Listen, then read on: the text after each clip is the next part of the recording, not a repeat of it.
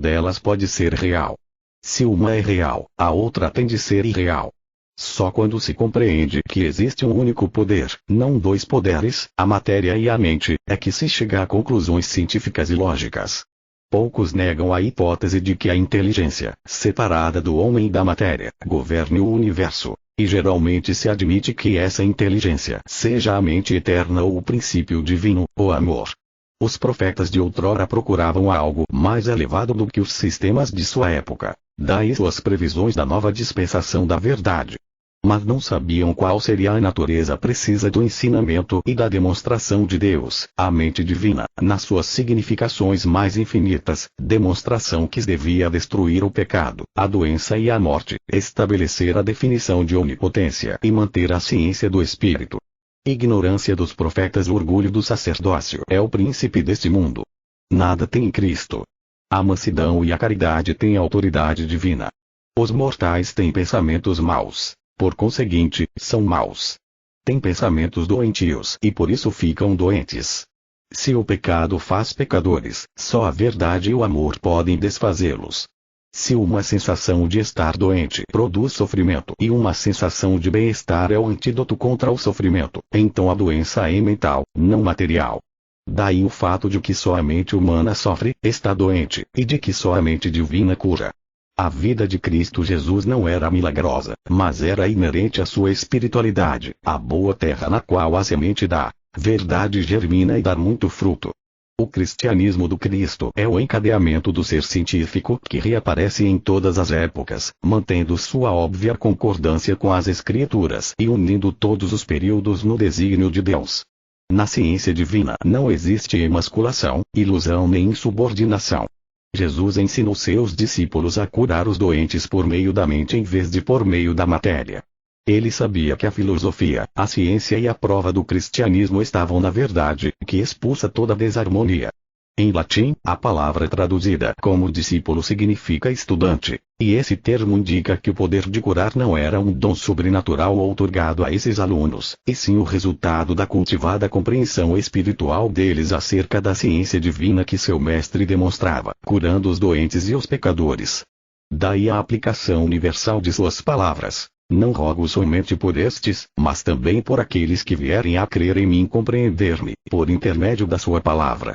Discípulos estudiosos. Nosso mestre disse, mas o Consolador vos ensinará todas as coisas. Quando a ciência do cristianismo aparecer, vos levará a toda a verdade. O Sermão do Monte é a essência dessa ciência, e a vida eterna, não a morte de Jesus, é o resultado. Base do Novo Testamento. Aqueles que estão dispostos a deixar suas redes ou a lançá-las para o lado direito, o lado da verdade, têm oportunidade, agora como outrora, de aprender e praticar a cura cristã. As Escrituras contêm a verdade. A significação espiritual da palavra transmite esse poder. Mas, tal como Paulo diz, como ouvirão, se não há quem pregue? E como pregarão, se não forem evangelho moderno, enviados? E se forem enviados, como hão de pregar, converter e curar as multidões, a não ser que o povo ouça? O sentido espiritual da verdade tem de ser adquirido antes que se possa compreender a verdade. Esse sentido só se assimila quando somos honestos, desprendidos, bondosos e humildes. A semente tem de ser semeada na terra de um bom e reto coração, do contrário não dar muito fruto, pois o elemento suíno na natureza humana desarraiga. Jesus disse, errais, não conhecendo as Escrituras. O sentido espiritual das Escrituras traz à luz o sentido científico e é a nova língua mencionada no último capítulo do Evangelho de Marcos. Espiritualidade das Escrituras. A parábola do semeador, relatada por Jesus, mostra o cuidado que nosso mestre tinha em não transmitir a ouvidos moucos e corações empedernidos os ensinamentos espirituais que a apatia e a bronquice não podiam aceitar. Lendo os pensamentos do povo, disse, não deis aos cães o que é santo, nem lanceis ante os porcos as vossas pérolas. É a espiritualização do pensamento e a cristianização da vida diária, em contraste com os resultados da horrível farsa da existência material. É a castidade e a pureza, em contraste com as tendências degradantes do sensualismo e da impureza, que gravitam rumo à terra, o que realmente atesta a origem e a operosidade divina da ciência cristã. Os trunfos da ciência cristã estão assinalados na destruição do erro e do mal, dos quais se propagam as sombrias crenças em pecado, doença e morte. Com traços não espirituais ao princípio divino do universo cabe interpretar o universo. Deus é o princípio divino de tudo o que o representa e de tudo quanto realmente existe. Só a ciência cristã, tal como foi demonstrada por Jesus, revela o princípio divino e natural da ciência. Deus, o princípio de tudo, a matéria e suas pretensões de pecado, doença e morte são contrárias a Deus e não podem emanar dele. Não há verdade material. Os sentidos físicos não podem tomar conhecimento de Deus e da verdade espiritual. A crença humana se meteu em muitas astúcias, mas nenhuma delas pode resolver o problema do ser sem o princípio divino da ciência divina. As deduções tiradas de hipóteses materiais não são científicas. Diferem da ciência verdadeira, porque não se baseiam na lei divina. A ciência divina inverte o falso testemunho dos sentidos materiais, demolindo assim os fundamentos do erro. Daí a inimizade entre a ciência e os sentidos, e a impossibilidade de se conseguir uma compreensão perfeita, até que os erros dos sentidos tenham sido eliminados. A ciência contra os sentidos, as assim chamadas leis da matéria e da ciência médica, nunca tornaram os mortais sadios, harmoniosos e imortais. O homem é harmonioso quando governado pela alma. Daí a importância de se compreender a verdade do ser, que revela as leis da existência espiritual. Deus nunca decretou uma lei material para anular a lei espiritual. Se existisse tal lei material, ela se oporia à supremacia do Espírito, Deus, e impugnaria a sabedoria do Criador. Jesus andou sobre as ondas, alimentou a multidão, curou os doentes e ressuscitou os mortos em oposição direta às leis materiais. Seus atos eram a demonstração da ciência, que vence as falsas pretensões dos sentidos materiais ou da lei material. Lei espiritual, a única lei. A ciência mostra que as opiniões e crenças mortais e materiais em conflito emitem a todo momento os efeitos do erro, mas essa atmosfera da mente mortal não pode ser destrutiva para a moral e a saúde, quando se lhe opõe pronta persistentemente a ciência cristã. A verdade e o amor são antídotos para esse miasma mental e assim fortalecem e sustentam a existência. O conhecimento desnecessário obtido dos 5 sentidos é apenas temporal. A concepção da mente mortal, o produto do sentido, não da alma, o espírito, e simboliza tudo o que é mau e perecível. A ciência natural, tal como geralmente é chamada, não é em realidade natural nem científica, porque é deduzida do testemunho dos sentidos materiais. As ideias, pelo contrário, nascem do espírito, e não são meiras conclusões tiradas de premissas materiais. Ilusório o conhecimento material. Os sentidos do espírito permanecem no amor e demonstram a verdade e a vida. Logo, o cristianismo e a ciência que o interpreta estão baseados na compreensão espiritual e anulam as pretensas leis da matéria. Jesus demonstrou essa grande verdade. Quando se dirige mal àquilo a que erroneamente chamamos os 5 sentidos físicos, estes são apenas as crenças manifestadas da mente mortal, as quais afirmam que a vida, a substância e a inteligência são materiais, em vez de espirituais.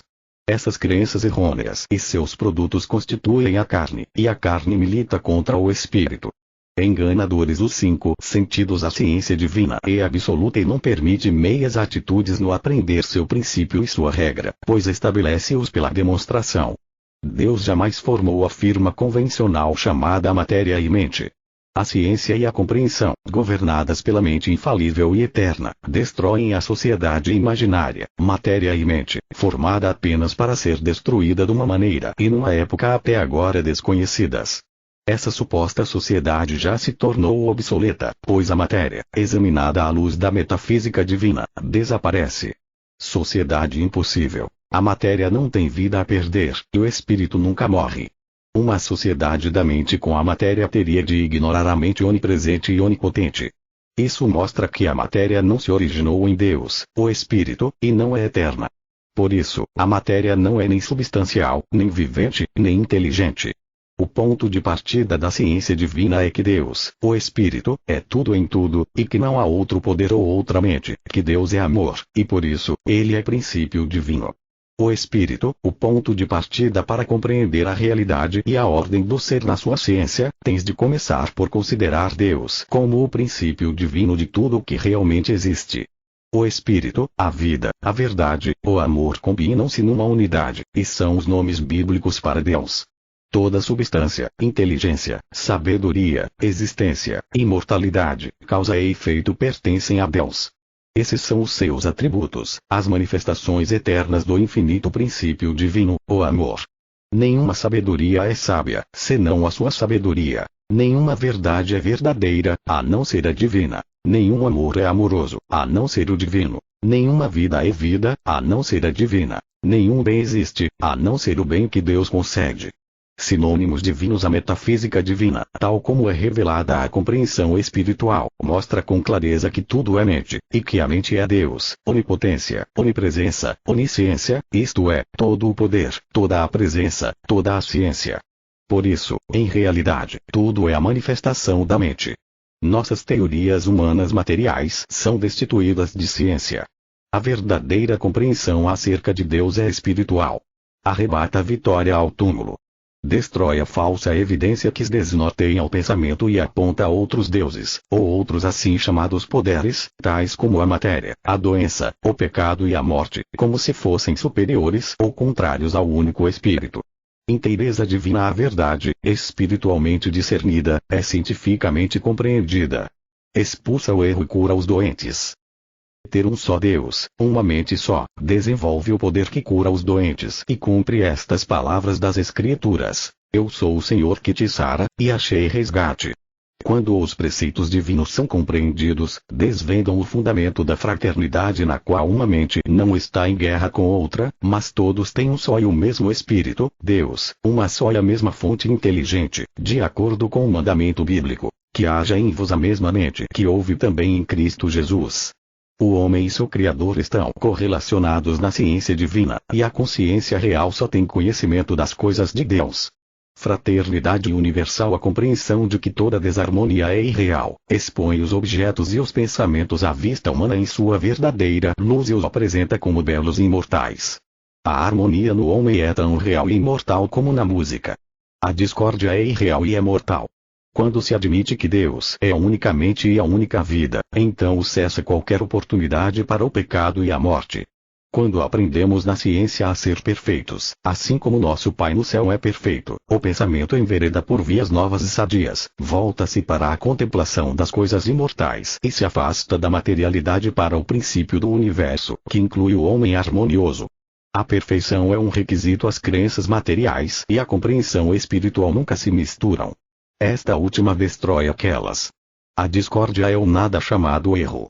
A harmonia é o algo chamado verdade. A natureza e a revelação nos informam que o semelhante produz o semelhante. A ciência divina não colhe uvas dos espinheiros, nem figos dos abrolhos. A inteligência nunca produz a não inteligência, mas a matéria é sempre não inteligente e por o semelhante produz o semelhante. Isso não pode proceder da inteligência. A tudo o que seja dessemelhante da mente infalível e eterna, esta mente diz: certamente morrerás. E, em outra parte, as Escrituras dizem que o pó torna ao pó. O não inteligente volta à sua própria irrealidade. A matéria nunca produz a mente. O imortal nunca produz o mortal. Do bem não pode resultar o mal. Como Deus mesmo é bom e é espírito, a bondade e a espiritualidade são forçosamente imortais. Seus opostos, o mal e a matéria, são o erro mortal, e o erro não tem criador. Se a bondade e a espiritualidade são reais, então o mal e a materialidade são irreais e não podem ser o resultado de um Deus infinito, o bem. A história natural mostra que os vegetais e os animais preservam suas espécies originais, o semelhante a reproduzir o semelhante. Um mineral não é produzido por um vegetal, nem o homem pelo animal. Na reprodução, a ordem do gênero e da espécie é mantida por todo o reino da natureza. Isso aponta para a verdade espiritual e para a ciência do ser. O erro confia numa inversão dessa ordem. Afirma que o espírito produz a matéria, que a matéria produz todos os males da carne e que por isso o bem é a origem do mal. Essas suposições contradizem até a ordem da assim chamada ciência material. O reino do real é o espírito. A dessemelhança do espírito é a matéria, e o oposto do real não é divino, é um conceito humano. A matéria é algo erroneamente postulado. Esse erro na premissa leva a erros na conclusão em toda proposição em que entra. Nada do que possamos dizer ou crer acerca da matéria é imortal, pois a matéria é temporal, e portanto, um fenômeno mortal, um conceito humano, às vezes belo, sempre errôneo. Erro material. É o espírito a fonte ou o criador da matéria. A ciência revela nada a ver no espírito, com que possa ser criada a matéria.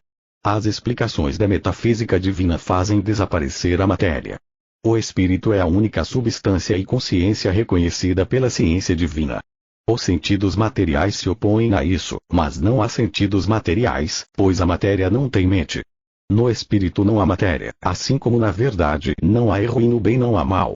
A noção de que exista a verdadeira matéria-substância, o oposto do espírito, é uma suposição errônea. O espírito, Deus, é infinito, tudo. O espírito não pode ter oposto. Substância contra a suposição que a matéria seja substancial, ou que tenha vida e sensação, é uma das crenças errôneas dos mortais, e essa crença só existe numa espúria consciência mortal. Por isso, ao nos aproximarmos do espírito e da verdade, perdemos a consciência da matéria. Admitir que possa haver substância material, exige que se admita também que o espírito não seja infinito e que a matéria seja autocriadora, autoexistente e eterna. Disso se seguiria que há duas causas eternas, que mútua e perpetuamente se combatem, e não obstante dizemos que o espírito é supremo e é onipresença. Uma só causa suprema, a crença na eternidade da matéria, contradiz a demonstração de que a vida é espírito, e essa crença leva à conclusão de que, se o homem é material, não só se originou na matéria, mas tem de tornar ao pó, lógica essa que significaria o aniquilamento do homem. Tudo quanto denominamos pecado, doença e morte, é uma crença mortal. Definimos a matéria como erro, porque ela é o oposto da vida, da substância e da inteligência. A matéria, com sua mortalidade, não pode ser substancial se o espírito é substancial e eterno. Ou substância é espírito, que é que deveríamos considerar como substância, aquilo que erra, muda e morre, ou mutável, mortal, ou infalível, imutável e imortal.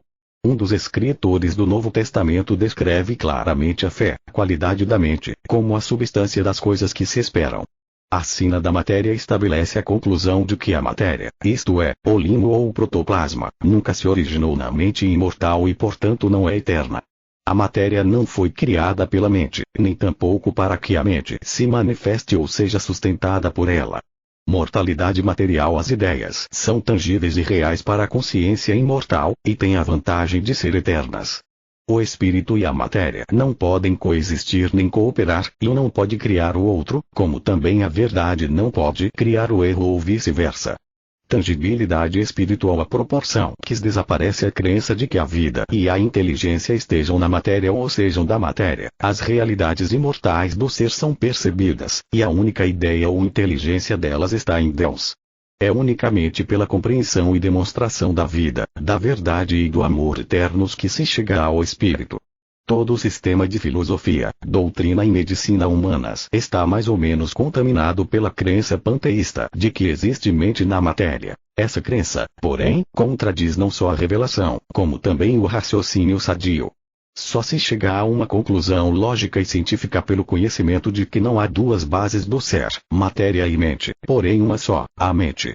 Tendências panteístas. O panteísmo, que parte de um conceito material de Deus, busca a causa no efeito, o princípio na sua ideia, e a vida e a inteligência na matéria. Na infinidade da mente, a matéria tem de ser desconhecida. Os símbolos e os elementos da discórdia e da decadência não são produtos do tudo, que é infinito, perfeito e eterno. Do amor, bem como da luz e da harmonia nas quais mora o espírito, só podem vir reflexos do bem. Todas as coisas belas e inofensivas são ideias da mente. A mente as cria e as multiplica, e o produto tem de ser mental. Belas as coisas de Deus. A crença finita jamais pode fazer justiça à verdade, em nenhum sentido.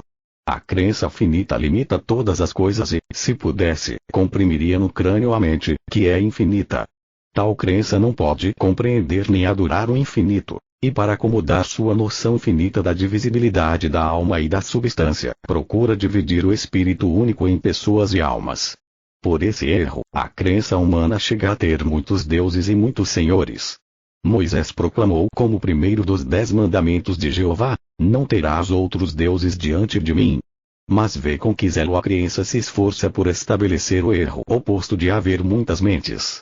O argumento, sereis como Deus, que a serpente proferiu na alegoria, incute por todos os meios a crença de que a alma esteja no corpo, e que o espírito infinito e a vida estejam em formas finitas.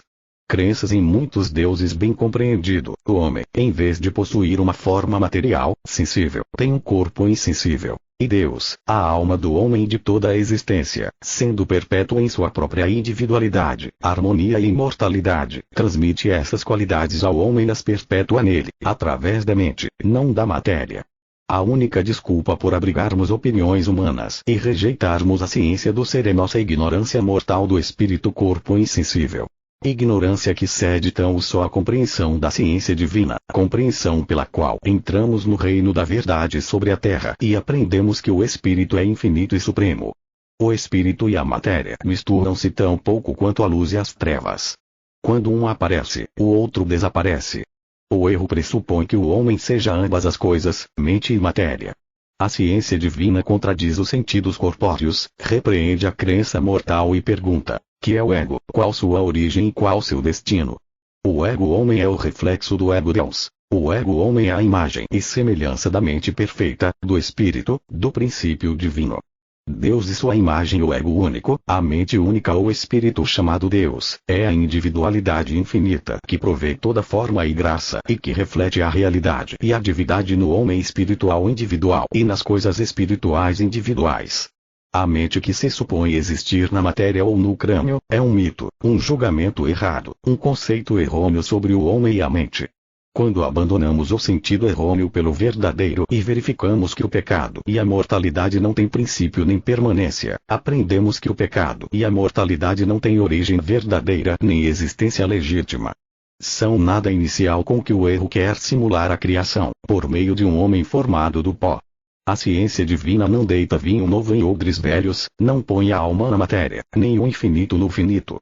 Nossas falsas impressões da matéria desaparecem à proporção que vamos compreendendo as realidades do espírito.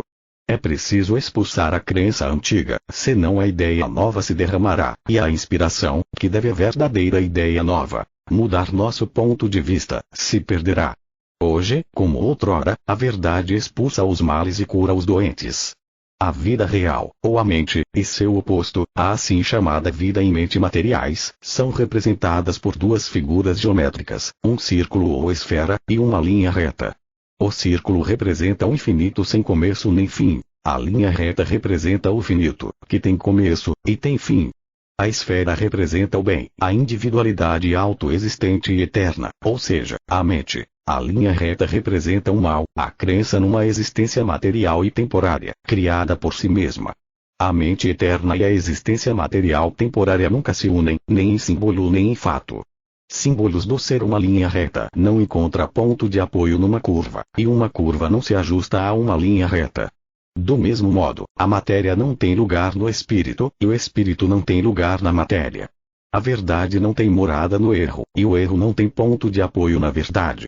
A mente não pode converter-se em não inteligência e em matéria, nem pode a não inteligência tornar-se alma. Em nenhum ponto podem esses opostos misturar-se ou unirem-se. Ainda que pareçam tocar-se, um é sempre uma curva e o outro uma linha reta. Símbolos opostos. Não há poder inerente na matéria, pois tudo quanto é material só é um pensamento material, humano e mortal, que se governa sempre erradamente. A verdade é a inteligência da mente imortal. O erro é a assim chamada inteligência da mente mortal. Tudo quanto indica a queda do homem, ou o oposto de Deus, ou a ausência de Deus, é o sonho de Adão, que não é nem mente nem homem, pois não foi engendrado pelo Pai. A regra da inversão deduz do erro seu oposto, a verdade, mas a verdade é a luz que a verdade não está invertida, dissipa o erro. À medida que os mortais começam a compreender o espírito, vão abandonando a crença de que haja alguma outra existência verdadeira separada de Deus. A mente é a fonte de todo o movimento, e não a inércia que lhe retarde ou tolha a ação perpétua e harmoniosa. A mente é a mesma vida, o mesmo amor, e a mesma sabedoria, ontem e hoje, e para sempre. A matéria e seus efeitos, o pecado, a doença e a morte, são estados da mente mortal que agem, reagem e depois param. Não são realidades da mente. Não são ideias, e sim ilusões. O princípio é absoluto. Não admite erro algum, mas assenta na compreensão. Fonte de toda a vida e ação, mas que dizem as teorias predominantes. Insistem em que a vida, ou seja, Deus, é uma só e a mesma coisa que a assim chamada vida material. Falam na verdade e no erro como se ambos fossem mente, e no bem e no mal como se fossem espírito. Pretendem que seja a vida aquilo que não passa de um estado objetivo do sentido material, tal como a vida estrutural da árvore do homem material, e consideram isso a manifestação da vida única, Deus. Essa crença errônea acerca do que realmente constitui a vida, detrai de tal modo o caráter e a natureza de Deus, que o verdadeiro sentido do poder dele se perde para todos os que se apegam a essa falsidade. O princípio divino, ou a vida, não pode ser demonstrado praticamente pelo prolongamento de nossos dias, como o demonstraram os patriarcas, a menos que a ciência desse princípio seja exposta com exatidão. Precisamos acolher o princípio divino na compreensão, e vivê-lo na vida diária. E se o não fizermos, não poderemos demonstrar a ciência, assim como não poderemos ensinar e exemplificar a geometria. Quando há uma curva, chamamos linha reta, e a uma linha reta chamamos esfera. Estrutura espiritual, porventura a mentalidade, a imortalidade e a consciência, residem na matéria. Não é racional dizer que a mente seja infinita, mas que more no finito, na matéria, ou que a matéria seja infinita e seja um instrumento da mente. Se Deus fosse limitado ao homem ou à matéria, ou se o infinito pudesse estar circunscrito dentro do finito, Deus seria corpóreo, e a mente ilimitada pareceria surgir de um corpo limitado. Mas isso é uma impossibilidade. A mente infinita não pode ter ponto de partida, nem pode voltar a limite algum. Nunca pode estar cativa, nem ser plenamente manifestada pela corporalidade. Nunca limitada à mente, acaso a imagem ou semelhança de Deus é matéria, ou mortal, pecado, doença e morte. Pode a matéria reconhecer a mente? Pode a mente infinita reconhecer a matéria? Pode o infinito morar no finito ou conhecer alguma coisa dessemelhante do infinito?